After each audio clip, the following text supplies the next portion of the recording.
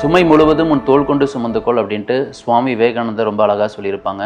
அதன்படி நான் கல்லூரி படிக்கும் தருணத்தில் சாலை ஓரத்தில் இருக்கக்கூடிய நிறைய யாசகர்கள், மணலில் பாதிக்கப்பட்டவங்களை மீட்டு யாசகமற்ற தாயகத்தை படைக்கணும் அப்படின்னு ஆசைப்பட்டேன்.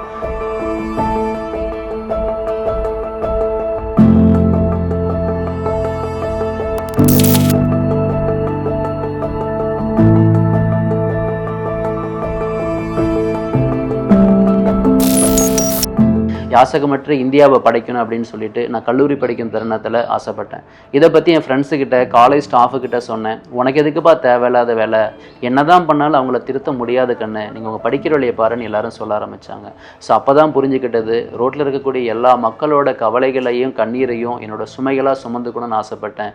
ஸோ அதன் அடிப்படையில் தான் இன்றைக்கி இந்த 12 வருட பயணங்களில் சாலையோரத்தில் இருக்கக்கூடிய 12,000க்கும் மேற்பட்ட நபர்களை பார்த்து பேசி ஆலோசனை கொடுத்து அதில் வெற்றிகரமாக 1522 நபர்களை இது நாள் வரையிலும் மீட்டு மறுவாழ்க்கை கொடுத்துருக்கோம்.